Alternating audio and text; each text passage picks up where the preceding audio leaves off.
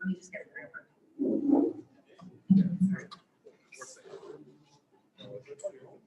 It is 6 o'clock on the nose. I'd like to call the January 4th, 2021 Board of Ed meeting to order. Feel free to rise for the Pledge of Allegiance, please. Pledge allegiance to the flag of the United States of America and to the republic for which it stands, one nation, under God, indivisible, with liberty and justice for all.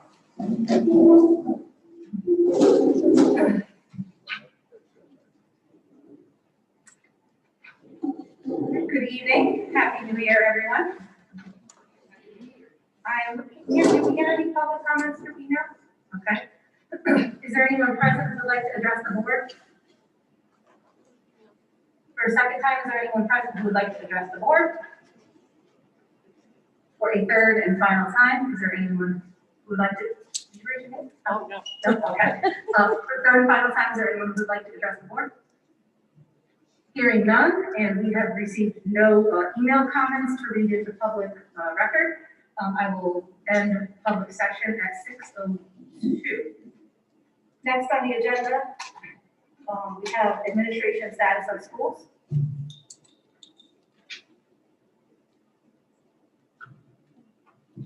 Thank you, Kevin. I'm going to go through my report quickly. Tonight, as you know, we're on remote learning this week. We are monitoring very closely attendance and contact this week, as well as probably more importantly, available staff. Actually, today we probably have the most staff available we've had for a while. However, we still want to get past the holidays to make sure that all of our buildings can be adequately staffed and be up and running for when we return next week. If there are issues, as I said to you, we'll look district-wide, we'll look school by school, and we will make the appropriate decisions. This is no question a reaction to what happened to us after Thanksgiving, and again, I think we did the best we could to stay open, and when necessary, be quarantined and allowed people to work from home and whatnot. And, we'll know more and we'll have better data as the week progresses, and we'll make the right decisions to keep everyone safe.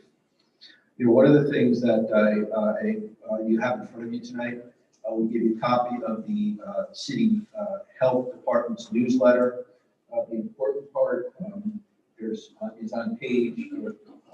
It's a page which says COVID-19 vaccine rollout. What that means for you. If you look at the end of the article, they're talking about phase 1B, which has been delayed a little bit, but the governor is going to come out with a plan. We anticipate that teachers and school staff will be part of 1B, and they are now saying February, the month of February will be the month more than likely that we employees of the school district and those associated with the school district will be vaccinated. And we're also, by the way, one of the things that is talking a lot with Jill today, who's responsible for the bus drivers. We have Meg and her administrative team here. We've actually talked to Jeff because we have the business network group. So we also need to fit in, see how those people who spend a lot of time in the schools fit in. Also received a couple of emails from those who are retired teachers who are willing to sub, but we haven't been able to use them because they're at a higher risk and if they'll be included.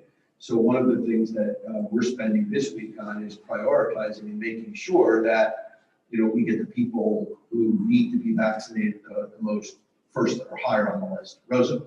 Neil, I just want to, it's my understanding that 1B is going to include people 70 or older. So if you have retired teachers who are in that range, they can qualify automatically. Yeah, and that's a good point, and they would qualify through something else. The other way of looking at it, honestly, is that we would love to get these guys back in the building because they're a big asset to us. They're our best substitutes. However, on our priority list, they may not be up as high because there's going to be a limited number of vaccines that we'll have. So, many of them we haven't used up to now. And again, while we'd love to get them back, if there are, and this is the number I was given, 1,500 doses, I've got to make sure that, with almost 1,000 employees, with bus drivers, with substitutes and everybody, that we're able to fit them in. And that 1,500 does include, and my understanding from the last time we met was Notre Dame and St. Lawrence, which are much smaller than we are, but they'll have teachers who are up on the priority list as well. So we're working on that. We've provided all the information we were asked to provide. Matt actually gathered it. It's gone to our health department, and I'm not sure from there it goes to a state or federal agency because it is monitored very closely. But we will prioritize. For us, the easiest way to do it is always by school. The question is, who by school do we get it, and how quickly does it need to happen? So we're on top of that. We're working at it, and again, my understanding is you're given an email and an appointment, and you're expected to be when and where. And the city's in the process of setting that up. Now, and hopefully, when the governor talks about 1B this week, people in the education business will be included somewhere, or at least we'll have an idea of where we are. A couple other things tonight of importance to you. We have, if you saw, and I didn't think it was necessary to bring Floyd in or to discuss, we have an extension with the para union, and they were given the raise that we had budgeted for and anticipated, very similar to the teachers.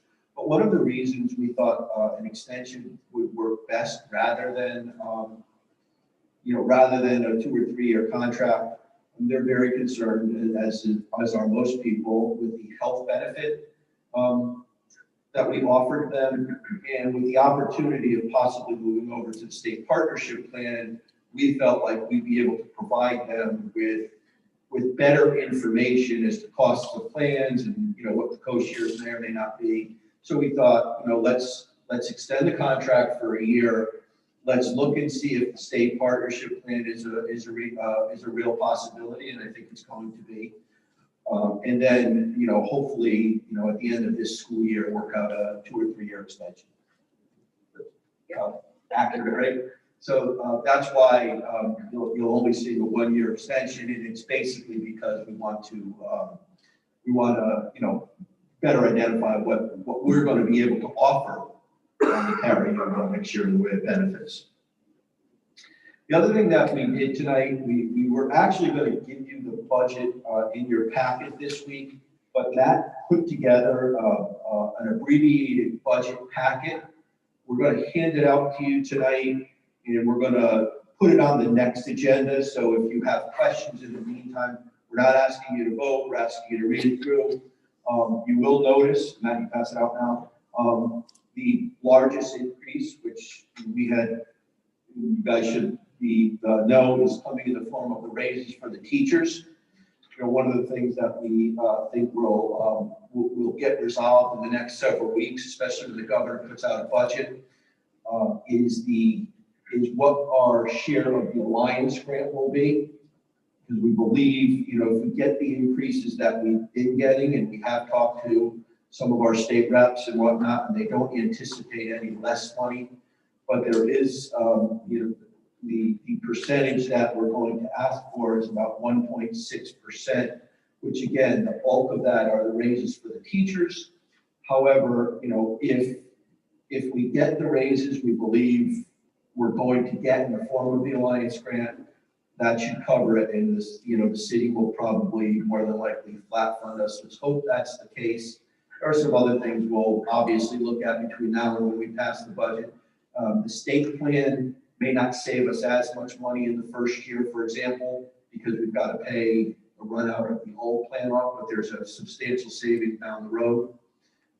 We might be able to work out this year if we end up with a surplus where we can then, for example, pay for the raises, with money the city holds for us, and then next year pay for the raises with the money we save by entering into the state partnership plan. So, you know, we've got some time to go. It's pretty much status quo budget. However, and you shouldn't be shocked because, you know, I think this board and we all believe, and we made it pretty clear to Marv, to the city council, to Mayor Rossi and the administration that we could not give the teachers a step increase this year. But I don't want anybody to panic either and say, where's the money going to come from? Because we've got some options as of now. But that's just for you to start looking at. Matt and I will always make ourselves available to you if you have questions. And we're happy to spend time with you and or, you know, discuss over the phone or email questions, and we'll get back to you as soon as possible. But, you know, we thought, you know, it's never too early to start looking at this.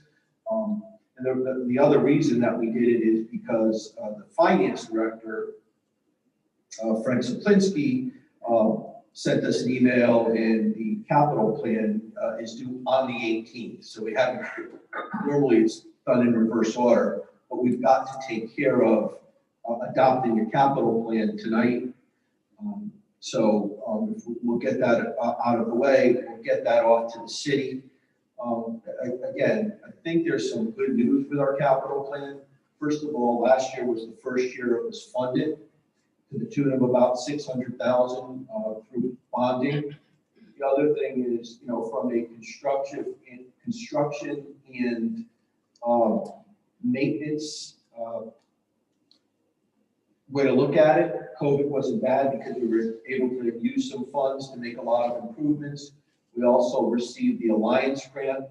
So what we did when we gave you your packets last week was we put last year's request in with the letter that we sent to the city, as well as this year's request, because I think it's important for you to see what we were able to accomplish. And we accomplished, you know, a lot in a year without a lot of long-term bonding, which I think is really a credit to our administrative team and you know, Ken, who oversees the project, and even, you know, again, working with the city. You know, $600,000 got us the roof at Bailey, which we sorely needed. And we'll talk about some of our, I'll turn it over to them now, talk about some of our priorities, but also what we were able to accomplish. So guys, whenever you're ready. And again, you know, most of the projects, a lot of it is funding. And again, what I want you guys to really think about this year is what we're able to take off last year's request list because of the additional funding we're able to receive. Bob just had one question for you. Yeah, absolutely. You know, just before you answer, we know dramatically impact on this budget. I think it's great that we've done communication about that. We also looked at relaunching that app. You know, most people. You know, Bob, yes, she has looked into a number of apps which actually tie into what the, you know, even what our website might look like. So she has been doing that. It's not a lot of money. No, it's not a lot of money, but just projecting. Sure, yeah. It's not gonna like. No, I think it's I think that will bring us the other step. yeah, and by the way, I think to Lena's credit and, you know, to those that work on it, we've done a really good job of getting a lot of information out, you know, via Instagram and Twitter. It's been a major difference and a major improvement to the way we communicate, especially with COVID. Thanks, dear.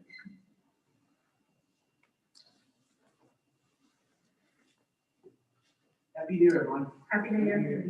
Good to see you. Handed out packets.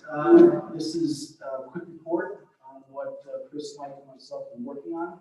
I do want to point out quickly that to date we have spent $148,000 on fresh air equipment for all the schools. Okay, that includes upgraded filters. That includes new rooftop fans. Virtually every single rooftop fan that ventilates the classroom has been replaced or fixed. Right, $148,000 to do. Those are the COVID funds too. That's another source of Correct. So if you look, starting with the first page, the first picture in the upper left-hand corner, that is the ballast system for the solar system going on the high school. Okay, that will be operational in the next couple months. The picture to the right also offers a different area with the ballast system. The middle picture on the left I thought was pretty cool. It's taken from the F wing, and that just kind of shows the sky bridge and what's been completed so far. And then the picture next to that to the right, the sheetrock going up as of December 10th that was taken in the F wing. We have not been slowed down for COVID. We did have some issues getting materials. We overcame that, and we're moving ahead, and we will deliver the F wing to you for furniture sometime in late July. Okay. The lower left-hand corner, kind of an interesting picture. Those are the two original chimneys that service the boilers that are going to be abandoned. It was cheaper to encapsulate those than to tear them down. So those are actually staying behind cheap steel-studded walls. Just wanted to point that out. And the last picture to the bottom right, that's the wall system for the F-wing. And the way it works with today's code is you actually insulate the outside of the building, not the inside. And that puts your dew point outside, and that's what we've done here. Okay. Turn the page. Here's a couple shots of what's happening in the F-wing. Going very well, on schedule, no big change orders, doing very, very well. And then the lower picture is of the new patio that we installed out here. That comes with 2 outdoor TVs and a hand washing sink. Okay? And the umbrellas have been put away at this point. Bailey Middle School. So we have outdoor TVs that have heaters built into them. We've actually installed a lot of them, personally installed a lot of them customers. They stay out year round. They're called Sunbright. Yep, and they get rained on, they get snowed on, and they're fine. Yep. They're specially made so that the sun glare doesn't have to, ruin the picture. Awesome. If you go to Bailey on the bottom of the page, the roof is about 72% complete. We have an outside consultant who we call. His name is Richard Suska. And I send him over there at least once a month, sometimes twice a month for surprise visits. He has nothing but great things to say about that roof. And he creates a report, he takes pictures, and basically he finds little things that they fixed, but no major issues, not even small issues. They're doing a great job with it.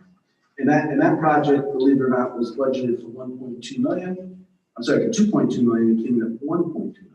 In the city,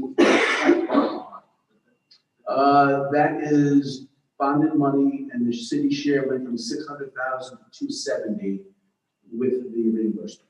Ken, do you mind if we address the questions during your presentation? Yeah, right. I just had a quick question about the Bailey project. Did any of that accident that happened over there have any effect on the structural integrity of the roof? That they were working on the car accident? Oh, no, I haven't pictured that, no. So, no, what happened was the car hit underneath a window, and that's a non-structural wall. Okay? What's amazing over there is the heat element, which is copper, literally bowed out about 6 inches and never broke. Had that happened, you would have flooded the entire school. So we're lucky there. I am working with the insurance company of the motorists who hit the school, and we've got prices all in for about $26,000. And we're using the same team that is on this school over there. Great, that's how we do it. And I think Bob has something. Just Sure. say the percentage for Bailey. Correct, high school, where would you say we percentage-wise are? 78.5%. And funding-wise, we're trending very well there too? We think we're going to give back about $2 million. Thank you. And that would be to the state and the city, percentage-wise. Interesting point, with some of the extra funds we have, we're going to build this kiosk over here. That's a quick kiosk for sandwiches and things, so students don't have to wait in line. I saw that when I came in. I thought, oh, isn't that nice? I haven't seen the finished product, it's really Really? awesome. How much of the percentage of power that will be generated from the solar panels? It's coming up in your report. All right, so Southern Rock, Mike McGrath pretty much ran this job with Chris, but Southern Rock Elementary parking lot is done. Here you have 6 pictures. I walked on the rubber today. It's like walking on a mattress. I'm not kidding around. All the pavement is done. The basketball hoops are installed. All the lines are done. That was a very successful project. Again, on budget. We had a small change order for some drainage, but everything else is done on budget. and that was done through CDA funds. And this is really phase 2, because remember last year we took the basketball courts down, we extended the parking, added fencing, and then moved everything around and improved the playground area. It was Huge really difference. Yeah, huge difference. Moving on, we've got Kerrigan Intermediate School lighting. We're 99% done. We're basically a punch list. What I've been hearing, and perhaps you've heard, teachers or administrators saying they cannot believe the difference. They've got lights like this now in the school. They're seeing walls and parts of the floor they've never seen before. Yeah, it's a big difference. And we're targeting another school with the same program. We think Haley may be next. So keep you updated on that. And that costs us nothing. In fact, we make money with that. Next, we got Haley. There was an outdoor paving area, courtyard done. That's complete. I've heard rave reviews about that, by the way. Yeah, you went from an unusable area to a nice area that the teachers are just eating up and doing great things with kids out there, so it's great.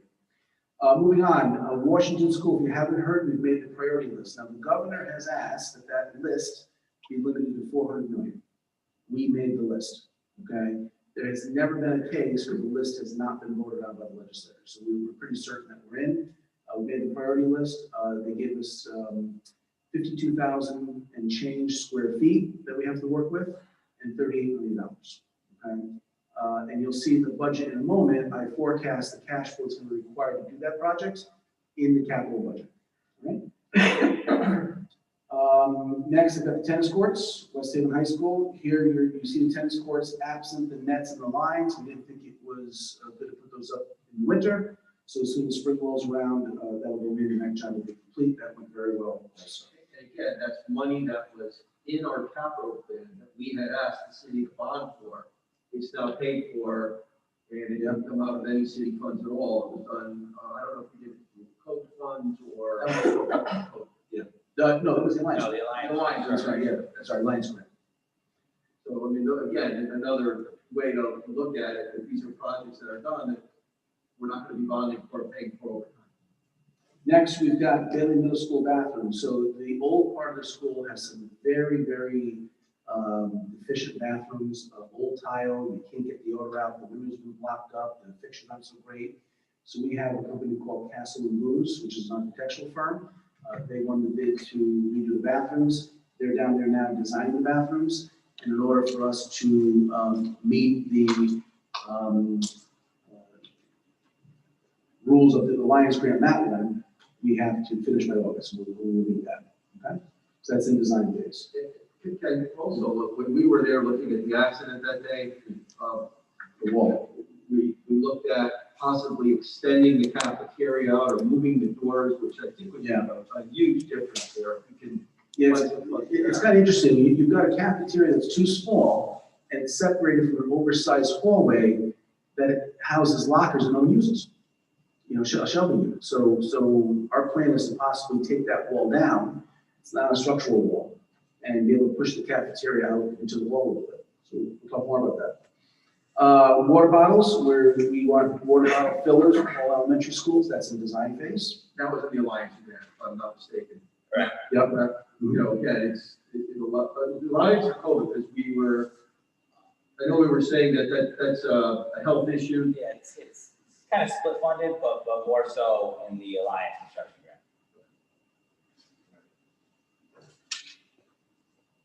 grant. Next, I've got the Kerrigan Intermediate School garage expansion. This is all bonded from the city. And what we have here is we're adding 2 bays to the existing garage. You have this garage there now that basically houses a snow blower. We're going to be able to fix trucks in this garage and put in the plow trucks. It's large enough for that. And this is a quick design. Those bid documents are ready, and that's actually going out to bid next week. This has been long overdue. I think you all, those of you that are around know that we've been looking for a maintenance storage area. And then we put that in, drawing for this. There was a reason why we couldn't do it out over here. Remember we talked about adding it or expanding the project? So we still have a possibility of putting in a lean-to rooftop unit behind the pool. And that will be a solar-powered structure that will not cost us any money. When COVID hit, we sort of lost the opportunity to do some larger projects around here with the state money. They wouldn't talk to us about it, and I can't just build a garage and go to the state and give them the bill. So we found another way to do it, and we still think we're gonna end up with some parking spaces over here undercover. That's great. Is this where we're gonna be able to put the trucks with the salt and sand? Correct, Okay, yes. and I know that was been a problem. But that's why we did this. Okay, and then We've talked about that for a long time, Jeff. That it's long overdue.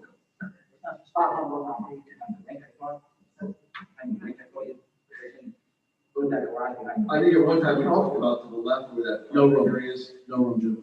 and wetland, we ran Yeah, into that. wetlands, no room, questionable, it's even on our property, it got kind of messy. What's nice about Kerrigan is all the mechanicals are there already. We're just adding on 2 brand new garage bays, and they're oversized, like 30 feet by, 45 feet or something. And that's gonna give us, what we need. So trucks outside now, or what do they mean out now? We've rented a spot. Yeah, we're just looking at the city. Where's the spot we rented? Hamilton Street? Hamilton Street, yeah. Bob? Jen, how many vehicles will this be able to take? And then when this is done, how many vehicles will we still need to find cover for? So I think we fit 3 in here, right, Chris? 3 vehicles fit here, and we have a total of 6, 7 trucks that we need. So, And we got a lean-to, we think, going behind the pool, that'll give us 3 more spots. Keep us out of the road. Ken, the way the drop off and pickup at Kerrigan is, will this garage have any impact on? No, we looked at that closely. We had architects down there, we had the geotech down there, the structural engineer, the designers, everybody. We Rich solved that Weber issue. was out there too, along with Rich Robinson. So it's not gonna impact the softball field, which is adjacent to, or the traffic flow? Not at all. Perfect. Thank you. I'm sorry, did you say that there were 3 vehicles housed at Hamilton Street? there's a total of 6 right now. 6 at We don't Hamilton? have any, we'll be able to get 3 over here. Okay. Once we get the here we'll be able to 3 here. Out of the other. Okay, so that means there won't be any more, Oh, yes, I'm sorry. correct. Oh, hold on, we got 2 going on. Rose's still thinking. I'm still watching. Well, does that mean there won't be vehicles overnight at Malloy? Those vehicles that Malloy are, vehicles like I use or Dale, Cotton Center uses, so those will be there. The vehicles that absolutely need to be stored in a garage or when we're getting ready to snow, so that way the sand in the ice doesn't freeze. Right. On the. Plow vehicles with the sanders on it, we have to have those in the weather type of building because the sand freezes. And once it freezes, you can't. So those are just one of their vehicles? Jim, your question? No, it's the state. So we're sharing space with the city. The city over in Street. Correct. So they have their trucks over there. There are trucks over there right now. Oh, we do that now, yeah. How many trucks we have over there? I'm sorry, how many trucks we have over there? 6. So this is ready to go now. This is going to go out to bid next week, and we think this will happen fairly quickly. Okay? And that's bonded money. Turn the page. Saddle Rock Elementary HVAC, we have, I think, 250,000 to spend at Saddle Rock to upgrade the rooftop units. That's in design phase. The Bennett Rink seat replacement, we have $50,000 from bonded money on that. That's going to start installation on the 11th of January. Now, if you've been in the new gym here at the high school and you see those blue seats, those are the seats which are code compliant going into the rink. No longer benches, if you will. It's going to be actual seats. Okay. The old seats have actually been put out already. The sports court is still in design phase. And then we have what's called an ESCO system, program. So the city has gone out to bid. They've hired a sort of construction manager, if you will.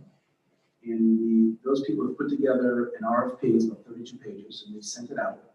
And the idea was to attract companies that would spend between $8 and $11 million on city upgrades, with the understanding that the money would come from the savings that those upgrades would bring. So by reducing the load, reducing the demand, we're able to pay for those improvements. Now, 6 companies answered the RFP, and we're interviewing those companies on the better part of Wednesday afternoon and Thursday afternoon to see which program best works with us. Now, the Board of Ed will benefit mostly from this program, but a lot of it also goes to the city, but we're going to get the bulk of it because we have most properties, all right? So some possible scenarios are new boilers for Kerrigan, new controls district-wide, completion of the HVAC at Savin Rock. That project's about a $700,000 project. We've got $250 right now. To do the entire school, we can pull it out of the ESCO. Windows and doors at Kerrigan, and weatherproofing throughout the entire district. Those are just some of the possibilities that come out of this. Now, we're not making a decision ourselves on this. We have partners in the city, so there has to be some negotiations to what the city properties get, what we get, and we'll do the best to get the most that we can. I think there are a couple of points there. You know, every one of these projects has to be put in our capital plan that we present to the city to show us needs. You know, frankly, how they get paid for, it's not our concern. We just want the projects funded so that we can move forward with them. You know, so, for example, you know, boilers at Kerrigan is a major need. That's going to have to be funded in the next year or two. We can't afford to say, for example, wait and see if there are savings. But, you know, if the city bond for it says this is how we're going to pay for it, we're going to take the money and accept it the way we can.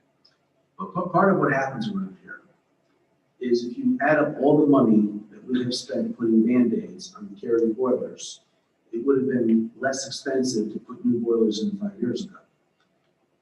What we've done with the capital request is we put the city on notice. And we said, listen, year one, we need 680,000, I think the number is, $680,000 to replace those boilers. Now, if they don't do that, we're gonna have the same situation that happened in Washington. We lost the boiler, there was a fire, they paid way more than it would have cost for the boiler. So, you know, at some point, we have to do this work because it's cheaper to do the work than it is to keep fixing old stuff that's not energy efficient. So we're using the capital request, not just for things that we need, but we're using them as an announcement, if you will, a platform to tell the city, this is what's gonna break and you best take care of it. I also think it's important that, you know, you should know that when we sat down with these companies, especially the company that's managing this now for the city, and the city, you know, we have pushed back in that Ken mentioned and alluded to the fact that these projects or these kinds of things can't happen without the Board of Ed because we have the bulk of the building. So there needs to be, we need to drive the savings. But we've also let them know that when there are savings, you know, we expect to reap the benefits of those savings as well. You know, there are other areas where we can spend the money. We've also, you know, we keep raising the point, and they've done a pretty good job of answering us, is that, you know, we make the argument when we go to the city that with our reimbursement rate, why are we fixing anything? Why are we, you know, why not just build new? And again, Washington School is an example of that. Washington School is a very good example. There's no amount of money you can put into that building to bring it up to code or bring it up to par, for example. Right? But there are other things that, you know, cost that, you know, they made some sense. They said, look, when the savings happen, now the city becomes responsible for finding ways to either fund the project and or you know, and or subsidize you or make sure that you receive the same amount of funding. You know, in Washington, in the case of Washington School, very much like this high school, the cost to fix it up without the reimbursement is far greater than spending our share of the funds after reimbursement building the school. It makes no sense. Ken, I've been hearing that same song from you for at least 10, 12 years. Good sales pitch. No, honestly, but you've been trying to strike this point for a very long time about, you know, pouring good money after bad. And so I appreciate the fact that you have stayed on task with this to get some of these things taken care of. Because it's been a long time coming. Thank you. All right, moving on here. If you turn the page. Oh, yeah, everything goes up. Everything's better. So far back that I think I remember hearing Rob Saley mimic the same song. That's right. Next, I have an answer to your question on savings. So this is a conservative estimate of what we think the solar is going to bring us year after year for 25 years. So it's like 2.3 million, something like that. With this program, we are not responsible for anything that has to do with the solar panels. So if a meteorite comes down and takes out the solar field, it's not on us, okay? We don't have to fix this stuff, we don't have to service it. And these are the 4 schools, and there's another program at Malloy on the ground that's a city program, and that's netting with rent and savings of $100,000 for the city. So one program is 100,000, 4 of these combined are roughly 100. There's your savings. If you turn the page again, you'll see sort of a mock-up of where we think the solar panels will be going on all the schools to produce that savings. And we're going to go from having no active solar fields that I'm aware of to having 5 active solar fields by this summer. So it's huge. Kudos. Turn the page and we have, yes. I'm not trying to be fresh or anything, but when you said we're gonna save $92 million. No, 92,000 over 25 years each year. I mean, is that gonna be the actual $92,000 that we're gonna see in our coffers that we're gonna be able to spend? Absolutely, yeah. So to put it in simpler terms, right now, you as a Board of Ed are paying between 11.5 to 14 cents per kilowatt hour. Okay. Through a power purchase agreement with these solar fields, we've negotiated that you now pay 4.5 cents per kilowatt hour. So that's real money. One of the things that I think Neil would agree with is that we meet a lot of companies and we hear a lot of sales talk and you're going to get this and they can never prove it. What we've done is we focus on projects that you can absolutely prove that that savings is there. You will have an extra 92,000, maybe higher than 92,000. They were conservative. You'll have an extra $92,000 a year that you will not be paying UI that you can do, you know, what you want. So that will still be in our budget. We don't have to give it to the city. No, it's in your budget because you're responsible. It's your UI bill. Well, also remember, they won't be negotiating our total budget down either. So if we're saving 92,000 in our existing budget, that's $92,000 that should be ours because they can't give us $92,000 less because I built it. The alliance districts, because they can't reduce the amount of funding, other cities and towns have to split this with the city. You guys don't, it's yours. It was a good point to bring up, thank you. But I bought them off at the other solar field anyway, so everybody's happy. All right, we move on to the capital request. Again, we're using this not just to highlight what we think our needs are, we're putting the city on notice of some of the things that have to be done. We had to spread this over 5 years. We couldn't put everything in the first category. So starting with West Haven High School, it's a no-brainer, that's on schedule, it's going well. Washington School, we think in 22 we're going to need 1.8 million for soft costs and design. We have construction starting in 23 for roughly 7 million and 24 completing for 7.2 million. That's just a high level cash flow that could change, but that's what we think is going to happen. So that gives the city the opportunity to talk about bonding for this project. All right. Bailey Middle School, we've got a lot of stuff going on. Because of Washington, I had to sort of push Bailey out a little bit to 24. Otherwise, we might hurt Washington's chances of being bonded. In Bailey, we put down a lot of things. Chris, Mike, and I went and walked around and looked at the school. We have exterior masonry work to do. The bathrooms, even with the money we have, it's not enough money to do all the bathrooms. So I want to revisit that and do the bathrooms again in 24 for about 750,000. Okay. Also, too, I think it's important to note that if Washington is funded, especially with the limited amount of money that they're setting aside for bonding for schools or whatnot, we've got to get the project off the ground right away. So it's got to be funded sooner rather than later. We cannot put it off like we put in high school. Of course not, right? Yeah, it costs a lot of money to put a high school roof. So then they'll be go on to things that we think, domestic piping, electrical, an auditorium upgrade, a media center upgrade, science lab upgrades. Now you move over to Kerrigan, it sort of mirrors what's happening. The buildings are very similar. Put in a request for money at Kerrigan for similar items.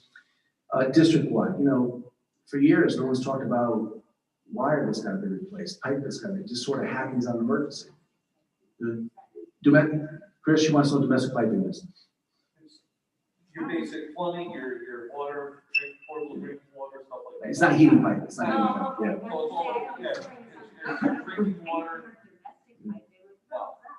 Making sure he's paying attention, that's all. Okay, thank you. So district-wide, we threw a lot of stuff in here, and we said, okay, we went back and we looked at the invoices that we have paid on an emergency basis over the last few years. When an electrical panel goes down, when pipe starts to leak, when we have a crack in the masonry, we said, why are we doing it this way? So we put everything together, we pinpointed the cost that we feel these buildings are gonna need district-wide to address those areas. Okay? We've got paving in there, we've got ADA improvements, we've got asbestos removal, which goes on every year around here, we've got electrical, we've got floor cleaning equipment, all the things that we need to operate these buildings. And then we go to the rink, and we know we're gonna need a new chiller at some point, we put that in there. They're talking about possibly replacing the floor with piping so we can keep the rink going maybe year round, don't know, but we put that in there. That's something too that we mentioned to the companies who are going to be bidding on the ESCO and Yeah. savings may include different projects for the rink as well. Yeah, chiller came up quite a few times. Yes. Kim, I recall when we were talking about the solar panels and stuff, we were wondering about the rink. What was the final outcome of that? No go. So there's a couple issues. First of all, the greatest bang for the buck is on this roof system that can hold the solar panels. They figured the weight of the solar panel plus the snow load, and you go back to 2011, 2013, we had 42 inches of snow up there that was wet. This roof can take it. The rink cannot take it. And we talked about putting it on the side of the rink. Is that open to, vandalism or, things like that? So at the end of the day, talking to all the experts, this was the best deal. Chris, you'll like to see that slab repair, huh? I think there are definitely things that we can do to make the rink run more efficiently and save us a lot of money. Once we get into this ESCO project, Right. They'll actually come to us with more suggestions. Okay. You won't have to be here treating that slab with TLC. It is what it is. I mean, but to keep that going is very costly. And I was hoping that we can recoup some of that with solar, but it makes sense, Yeah, the low hanging fruit over there was the insulated ceiling that we did years ago. Yep. It was the LED lighting that we did. And now these ESCO guys are coming in and they're identifying the chillers and other things. And believe it or not, guys, some of the greatest savings is just weather stripping all your doors and caulking your windows. Just making the envelope tight. Moving on here, we've got some HVAC, which is an ongoing issue across the board for controls. So every year we'd like to do some more controls. That's energy saving devices.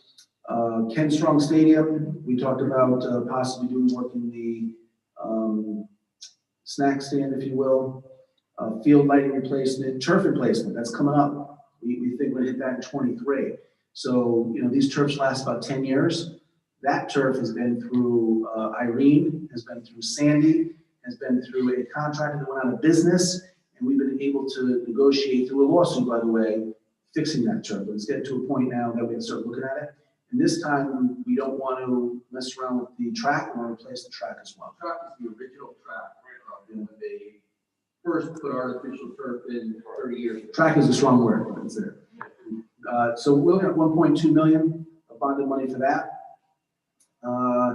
The softball field, if we could put artificial turf there, that would solve a lot of problems. That's 650. I think it's important. The main thing is we need to address drainage there. If we can do the drainage, the artificial turf may be more cost effective. But the bigger project, we all like artificial turf and nice field, but its drainage is more important. I disagree.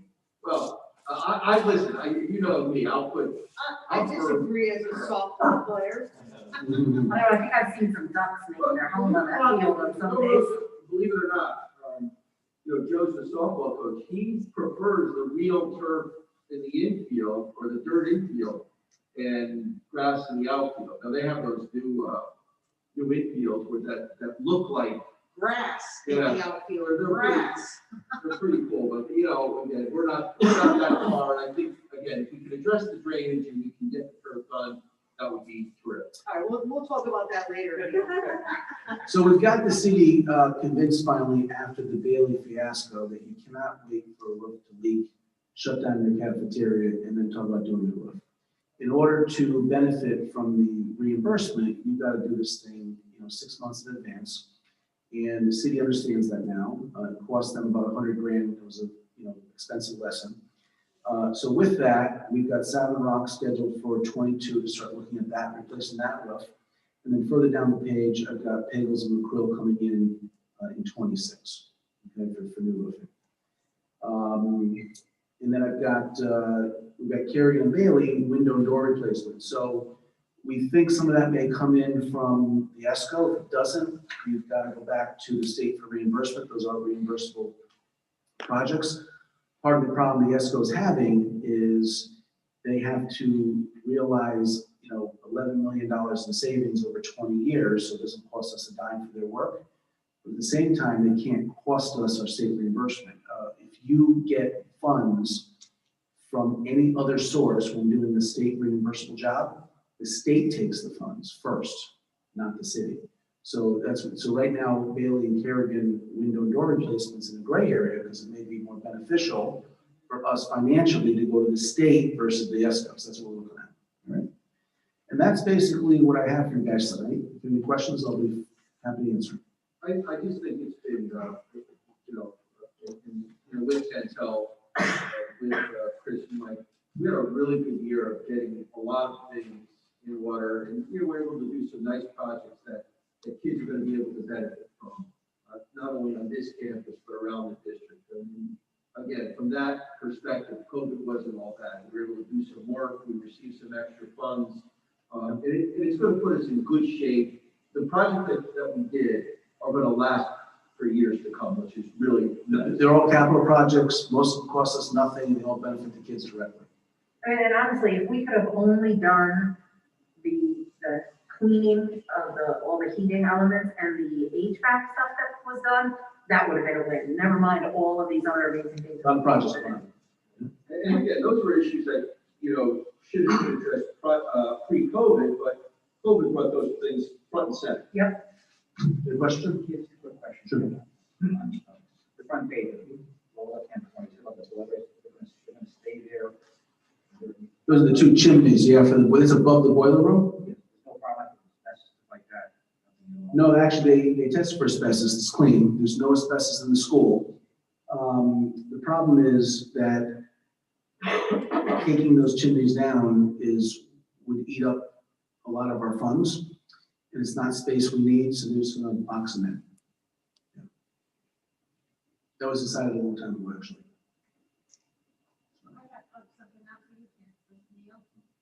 All these projects and all the things that we've done, are they up on the website? It's, we've actually. We've scheduled 2 with your communications director, Yeah. twice we had major snowstorms. So, tell me what day you want to snow next week, I'll call and make an appointment. No, I think that it needs to be out there that what we did in Bailey and in parking lot and stuff. Those are things that people drive by and see, you say HVAC with this, but even the money put into the fresh air, the 100 and something. 148, okay. That should be clear and say, this is what we've done. I think people need to see it in black and white and say, this is what we've done, this is what we're doing, these are our plans. But I think the pictures, you've got great pictures here. It'd be nice to show those off to people and say, check out our website and Instagram, Facebook, and the whole thing. Yeah, besides, that's a good point. Besides that, maybe if we knew somebody at the West Haven City News that could get a press release out, maybe get something published in the city news. No, really. Because this is fabulous work. You have been working on it, Yeah. or you've written some stuff up, and I gotta tell you, it was a mad dash to do these projects. There's multiple buckets of money. I worked for a little bit of a lunatic at times, who wants them quickly. So we had to get all this under control, and now we're ready about promotion. Definitely. Thank you very much. Anybody else? Guys, have a great night. Thank you. Thank you. Thank you, Ken, for what you did.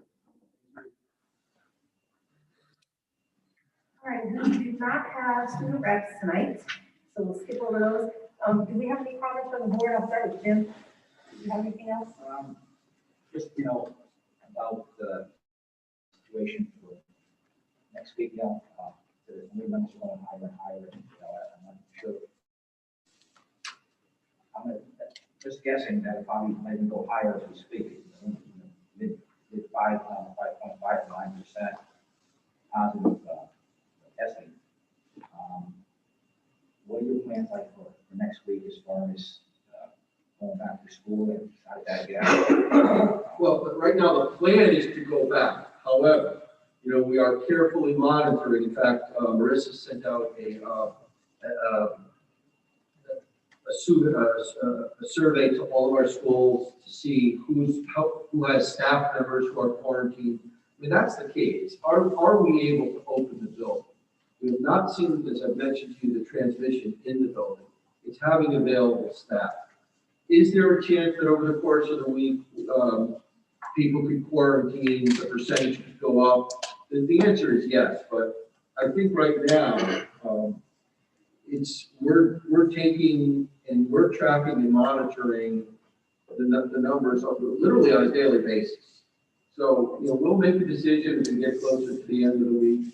Right now, my plans are, I'd like to be able to open, but, we're certainly not gonna, if numbers are sky high, if we can't cover classrooms and adequately educate kids, we'll make the decision to go remote. But right now, today, we probably could have opened. We didn't open to avoid long-term consequences and, possible spread. Just talked earlier about teachers vaccination, about the governor possibly getting the teachers vaccinated, but you did say that they're behind, unfortunately. So I'm just concerned, that our staff, won't be left out in the cold pretty much for the next couple of months. We're going to see it done a lot quicker than later. But it seems to me that, just the report that I've been seeing is that vaccinations haven't been going as quickly as they planned. And, we'd like to see full court press that our teachers, all our staff gets, the vaccination sooner. And I'm concerned about that. So the numbers rising and stuff like that, we're going to go back in-person learning, and the staff is not going to be vaccinated. That itself will be a problem.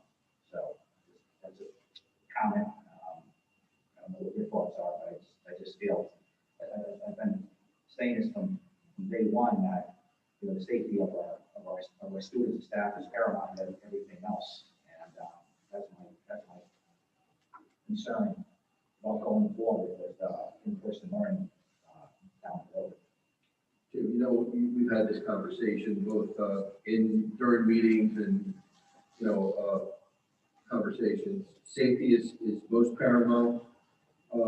There's been, according to the governor, he's going to come out with a kind of a next phase this week. So far, we've been pretty responsible, and I think we've done the right things. We are, as long as I'm here and, the staff that I have, we're not going to put anybody in danger. If we feel that there's a higher risk, we'll act appropriately and accordingly, like we've been doing. But I hear you. I want you to know that I hear you, and I don't disregard any of the kinds of things that we've said, both publicly and privately. I get it, and I understand it, and I hear it, and I agree with you. I mean, I would have liked to be vaccinated yesterday. Fortunately, Connecticut, from what I heard, relative to other states, they've got a pretty good system set in place. We're not that far behind you. We're behind you all. But I think the governor is going to give an update on Wednesday as far as where we'll stand, and we'll be able to make better decisions based on that. And, we won't radically change or do anything if, as I said, if we use the target date of the 19th, for example, to extend the day, but the vaccine's coming out February 1st, maybe it makes sense to wait a little bit or do something, before we change what we're doing. I'm going to echo that, Neil, because nationally, we don't have a database of vaccine administration. However, Connecticut has established a vaccine administration database for keeping track of who's been vaccinated and when they've been vaccinated. And I think the last that I had checked, we were right on track with administering vaccines where we should be for what the doses that we received. So I think we're in a good position, luckily, being where we are, that we're moving a lot faster than the rest of the country with vaccine administration. The hospital is going down. Last week, the cases in the hospital were going down. So Christmas Day is up for the next coming week.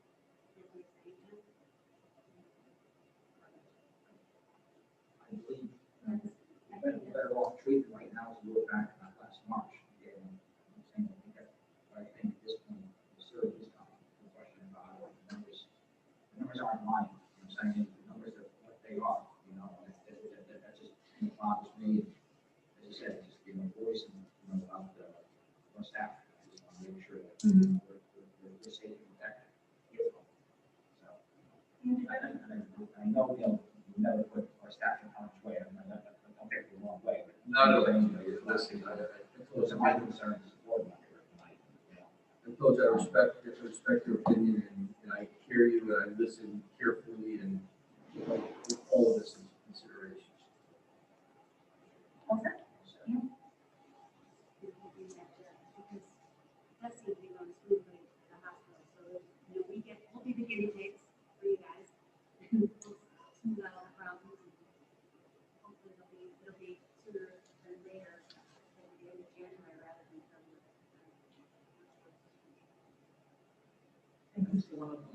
Yeah, sure. Mike Raps there this evening. I called Mike today with a problem with Kerrigan School. I just want to say thank you, Mike. Problem's been taken care of. Thank you for your prompt getting the situation. Thank you. Bob? Obviously, we always want to recognize the good. I'm sorry that our student Anthony is not here, but congratulations to Anthony being recognized for all-state boys soccer and basketball. And we also had Coach Bill McDermott, Coach of the Year for boys cross country. There's some positive things going on. And for those that pay attention to Cave's legislative breakfast, obviously, like everything else, it'll be virtual. It's January 22nd from 8 to 9 a.m. And you can register online and the cost is free. Thanks, Bob.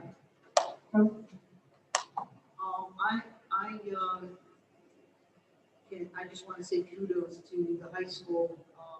One of my neighbors benefited from that Toys for Joys program, Dana, and if you can just extend my gratitude and thanks. I know you made kids very happy on Christmas Day, and thank you for that. I just want to say about kids going back to school, Fauci came out December 10th, 2020, and said kids belong in school, does more harm than keep them home. And this is a November study that was done by Brown University, and said among the 200,000 students and 63,000 staff who had returned to school, an infection rate of 0.13% among students and among staff was 0.24. And they said they haven't seen super spreader events in school, and that was done with 47 states over the first 2 weeks of September. So I think that people are doing what they need to do when they go to school. And I think it's, I don't know, I just think it's working. I think people are trying to do what they have to do. For some kids are staying home. And I think like at the high school, kids have been quarantined once, guys have been quarantined once. I think they're doing what they need to do to keep people safe. So I think they need to be in school. I see kids who just really, they're suffering because they're not in school. So, and I want to know, in terms of the school, vaccination is a choice. If teachers want it or don't want it. Pat, I know I've had some conversations with Attorney Lewis. I don't think you can make anybody take a vaccine. However, I think we would be within our rights, although again, I don't wanna, jump the gun on anything to say, it's your choice not to take it, but now you still have to come to work. Right. You know what I mean? So, I mean, there's that kind of negotiation that would have to go back and forth, that, you may not be entitled to certain privileges that you currently get under, things that have been set up, to help with COVID. And that's current standing. The state may mandate it at some point, as well as employers can mandate vaccinations. And we have other vaccinations that all kids are required to have to go to school. So it could change at any point, but currently there's no legislation that mandates the vaccine, even for healthcare workers until last year. So. And Mike and Chris, thank you for everything you do for the schools. I know that it's such an easy job to keep everything updated, but thank you so much for everything you do. Appreciate it. All right, so far 2 shout outs for Mike and 1 for Chris. I'll keep the score. I got you, Mike. Patrick, you good? Happy to hear. Rosie? Rose. I just would like to wish everybody a happy new year, and I hope that things for the schools go a little bit smoother than it was last year. And on that note, I'm happy to hear that you'll say maybe I misunderstood something down here. I can't over here, but I think I heard you say that you wouldn't think of extending the day until vaccination is the teachers are vaccinated. Or did I misunderstand that? What I would like to do is, I'd like to have a plan and be ready, knowing when we're going to get the vaccine. We're still working, frankly, on a plan. However, I think there's a sense of urgency. For example, my understanding that the failure rate at high school is high. We've got to start. I think the biggest thing we have, the challenge we have, is to encourage kids to come back to school. Get them back to school, because we're seeing a high failure rate. I was talking to Stefania today. We have a lot of kindergartners who haven't been in the building yet. So I think, our biggest challenge is convincing people that schools are safe. And I think that will all play into, when the vaccine becomes more readily available, certainly through school personnel. We'll get it prior to the general public. But, we're not seeing it amongst kids, so we can get the adults taken care of. But I think we're going to look, again, we've acted pretty responsibly so far. And, I'd like to target a date, but I also don't want to rush it if we, we're a week out, we can win. Okay, thank you. I just want to say one more thing. I think that the remote learning has taught the kids how to look for things, their assignments in there, and I hope that those kind of things continue when the kids go back to school, that the teachers keep that up for kids who are absent, or kids who continue to lose their assignments, their papers. I hope they continue to post things in use Google Classroom, because I think it's a real asset for all kids, whether they're in school or not, to be able to reference that all the time. Yeah, no, there's been some really great pockets and getting better by the day of teachers utilizing the technology and making information and assignments and, recordings available of different lessons. So I don't think there's any turning back that, honestly, and I hope there's not, because some good things have come out of this. Yeah, I think so. I'll tell you the other thing I think of is, I had to go to motor vehicle and make an appointment. I was in and out in an hour. I hope they keep that up too when life goes back to normal, because it was kind of nice. But I hope they do keep those things up, because I think it's really bad for the kids. Thanks, Pat. I just want to say Happy New Year to everyone. I was thinking about the past year, over the past week or so, and all the things that we've suffered through as a society and personally. And one of the things that struck me was that I felt so much better when I focused on all the positive things that happened in 2020 that the pandemic brought about, such as the fact that I actually cooked a lot of dinners now in my house. I learned how to make things that I've never made before, including sauce. I'm an Irish girl. And I made a whole Thanksgiving dinner by myself. And I got to spend time with my kids who are 19 and 22 and otherwise would have probably been off living their lives and out on their busy schedule. And I think it's really important that as a society as a whole, that we look at all the things that we have gained from the pandemic, like all the great projects that we were able to accomplish. And the reminder of how important the people in our lives are, and the human side of the situations that we're in, as well as all the technology that we've been able to master in such a short time with telecommuting and telehealth visits with our physicians and Google Classroom and remote learning and all the things that probably would have taken years to manifest as a standard that we were able to accomplish. And many of that thanks goes to those boots on the ground. We have a meeting probably once every 10 days or so with the high leadership of the health system. And that's one of the things that I think was, for us, one of the pluses that they're going to continue into the new year, whether we get back to full normal, whenever, and whatever that is. And I think it's really important to make sure that everybody realizes how much we appreciate those boots on the ground, the staff in all the schools, the maintenance staff, the custodial staff, the teachers, the paras, the nutrition staff. All this wouldn't have been possible without all the hard work that you have put in. And please know that I can speak for everyone on this board that we have recognized I can't say the word. My kids laugh because I can never say that word. The huge effort that you all have made to make this Herculean, that's it. I would see Herculean, and that's so wrong. Herculean efforts that you guys have put in that have made all of these successes happen. And so I just wanted to say thank you and Happy New Year. And hopefully this will all bring about better days for all of us. And that's my sermon for today. Next on the agenda is the approval of minutes, E1A. I will entertain a motion. I make that motion. A second. Any discussion? All in favor? Aye. Any opposed? Pat abstaining because she was not here. Thank you, Pat. Next is, very nice. Well, that was very nice of you. Next up, we have two resignations. I'd like to ask for them inclusive 20-94 and 20-95. Nomiki Theodosio and Joanne Cooper.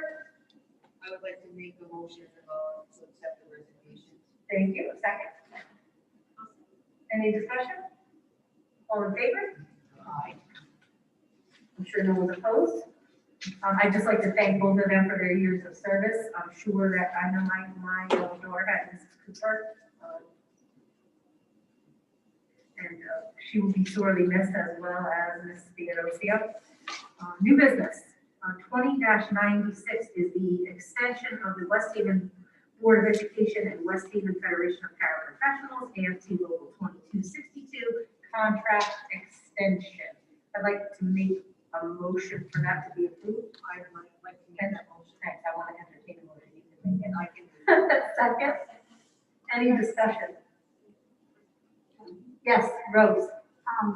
Even though it's just an extension, and I think the extension is fair, I'd like to just read off a medical building paraprofessional's job description, so that when it does come time, when it's their contract for 3 years, I think we have to consider how hard that these paraprofessionals work and what their job involves, and question whether or not they are adequately compensated for the work that they do. And I'm happy to hear that from the solar power will save 92,000 a year, so maybe that will help with these paying people. But here is the job description. Number 1, regular attendance and punctuality is required. Number 2, to assist with toileting, to assist in transferring, including changing and personal hygiene. 3, care for students' equipment. 4, follows established procedures for maintaining supplies needed for the care of equipment and personal hygiene of the student. 5, to assist with feeding. 6, to assist with dressing. 7, to participate in ongoing in-service with physical and occupational therapists. Number 8, to assist with movement and locomotion in the classroom and on the playground, etc. Number 9, provide specific training are required to meet the student's individual program plan. Number 10, maintains confidentiality, does not discuss situations unless in the proper forum. 11, to assist teachers with implementation of each child's individual program plan.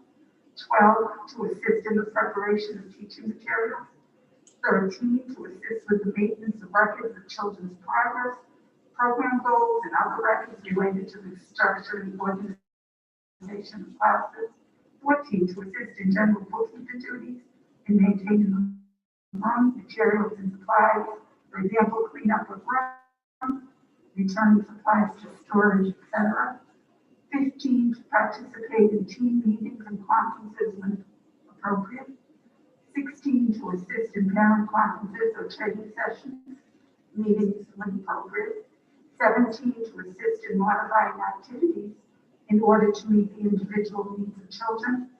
And 18, to perform other duties as necessary and/or agreed upon by the bargaining agent.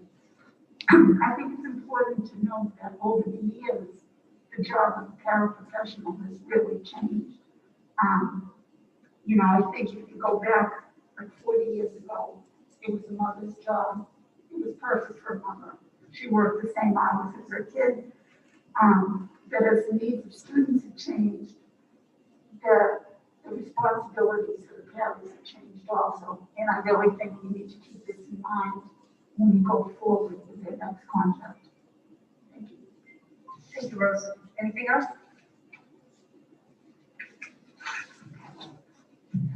All right, all in favor of extending the AFT Local 2262 contract, signify by saying aye. Any opposed? Motion passes. We have 20-97, the West Haven Board of Education 5-year capital improvement plan. I'll entertain a, good grief, I'm a mess tonight. Thanks, Bob. A second? I'll second. All right, any discussion? All in favor? Any opposed? All right, motion passes. I will entertain a motion to adjourn. Thank you. Second. Anyone? Thank you.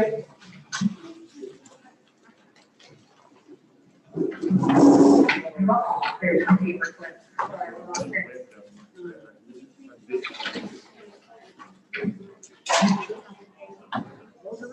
Thank you very much.